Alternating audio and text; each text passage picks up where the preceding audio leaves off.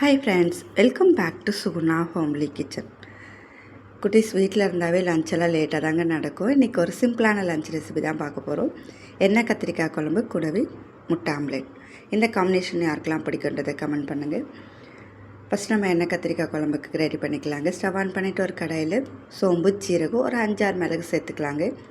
இது கூடவே தோல் உரிச்சு எடுத்துருக்க சின்ன வெங்காயம், 5-6 பல் பூண்டு, ஒரு சின்ன துண்டு இஞ்சி, இது எல்லாத்தையும் சேர்த்து சாஃப்டாகிற அளவுக்கு வதக்கிக்கலாம். ரொம்ப பொன்னிறமாக மாறணும்னு கிடையாதுங்க.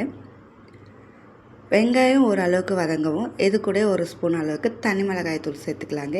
இதையும் சேர்த்து நல்லா கலந்து விட்டுக்கலாம். கூடவே கட் பண்ணி எடுத்துக்கிற தக்காளியுமே சாஃப்டாகிற அளவுக்கு வதக்கினா போதுங்க. ரொம்ப குலைவாக வதக்கணும்னு வேண்டாம்.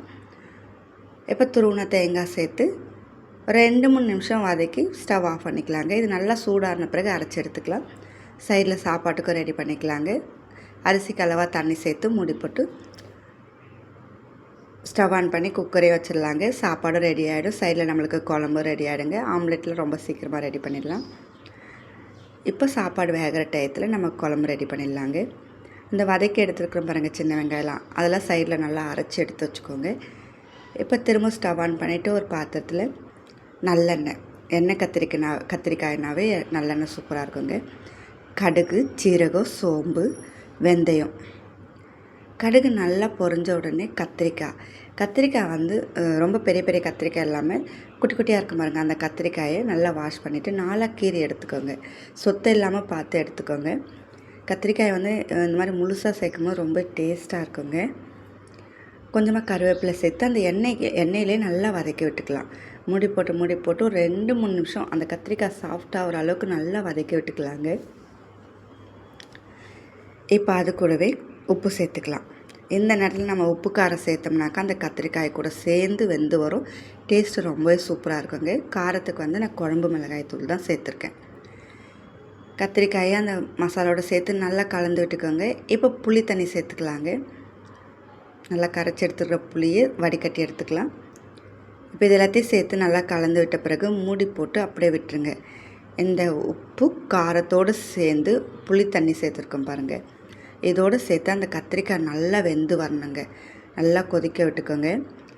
அந்த கத்திரிக்காயில் உப்பு, புளி, காரெல்லாம் சேர்ந்து நல்லா வெந்து வந்த பிறகு நம்ம ஃபஸ்ட்டில் வதக்கி அரைச்சி எடுத்துருக்குறோம் பாருங்கள், சின்ன வெங்காயம், வெள்ளை பூண்டு, தக்காளிலாம், இந்த பேஸ்ட்டை சேர்த்துக்கலாம்.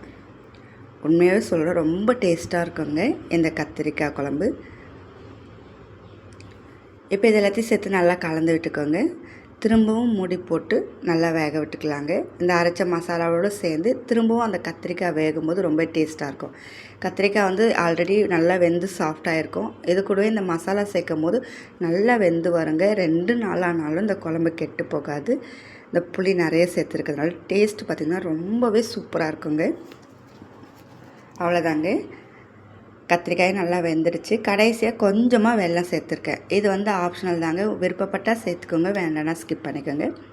கொத்தமல்லி இலை இருந்தால் இந்த நேரத்தில் துவைக்கல. நான் கருவேப்பிலை தாங்க சேர்த்துருக்கேன். மூடி போட்டு திரும்பவும் 2-3 நிமிஷம் மட்டும் விட்டு எடுத்துக்கலாங்க. அவ்வளோதாங்க, எண்ணெய் கத்திரிக்காய் குழம்பு சூப்பராக ரெடி ஆகிடுச்சு. சாதமும் வெந்துடுச்சு, எண்ணெய் கத்திரிக்காய் குழம்பு ரெடி ஆகிடுச்சு. இப்போ முட்டை ஆம்லேட் மட்டும் போட்டு எடுத்துக்கலாங்க. முட்டை ஆம்லேட்டுக்கு நான் சின்ன வெங்காயம் தான் கட் பண்ணி எடுத்துருக்கேன். கூடவே மிளகுத்தூள், உப்பு, மஞ்சத்தூள், ஒரே ஒரு பச்சை மிளகாய் மட்டும் பொடியாக கட் பண்ணி சேர்த்துருக்குறேங்க. குழந்தைங்களுக்கு கொடுக்கறதுனால நிறைய பச்சை மிளகாய் சேர்க்காமல் மிளகுத்தூள் மட்டும் கொஞ்சம் அதிகமாக சேர்த்துருக்கேன். நம்ம ஃபஸ்ட்லேயே வெங்காயத்தில் இந்த மாதிரி எல்லாத்தையும் சேர்த்து நல்லா கலந்து விட்ட பிறகு முட்டை சேர்த்தோம்னாக்கா அங்கங்கே திட்டு அந்த உப்பு காரெல்லாம் இல்லாமல் ஈவனாக ஸ்ப்ரெட் ஆகுங்க. நம்ம முட்டையில் சேர்த்தோம்னாக்கா ஈவனாக ஸ்ப்ரெட் ஆகாது. நம்ம வெங்காயத்தோடு சேர்த்து நல்லா கலந்து விட்ட பிறகு அதுக்கப்புறமா முட்டையை உடச்சி விட்டுக்கலாங்க. இந்த எண்ணெய் கத்திரிக்காய் குழம்புக்கு என்ன தான் நம்ம பொரியல் வச்சாலும் அவ்வளோ சாப்பிட மாட்டாங்க குழந்தைங்க. அந்த கத்திரிக்காய் அந்த குழம்பு மட்டும் தான் சாப்பிடுவாங்க. இதே ஆம்லேட் வச்சோம்னா நல்லா விருப்பப்பட்டு சாப்பிட்டுக்குவாங்க. அதுவும் அந்த குழம்புக்கு இந்த ஆம்லேட் ரொம்ப சூப்பரான ஒரு காம்பினேஷன். கண்டிப்பாக உங்களுக்கு இந்த வீடியோ பிடிக்கும்னு நினைக்கிறேன். இப்போ திரும்ப ஸ்டவ் ஆன் பண்ணிவிட்டு ஒரு தோசைக்கல் குட்டி குட்டி ஆம்லேட்டாக போட்டு எடுத்துக்கலாங்க. ரொம்பவே டேஸ்ட்டாக இருக்கும். குழந்தைங்க வீட்டில் இருக்கும்போது எல்லா வேலையும் லேட்டாக நடக்குங்க. அந்த நேரத்தில் இந்த மாதிரி ஹெல்த்தியாகவும் ரொம்ப டேஸ்ட்டாகவும் ரெடி பண்ணி கொடுத்தா கொஞ்சம் கூட மிச்சம் வைக்காமல் சாப்பிட்ருவாங்க. அவ்வளோதாங்க, நம்மளுக்கு சாப்பாடு ரெடி ஆகிடுச்சு.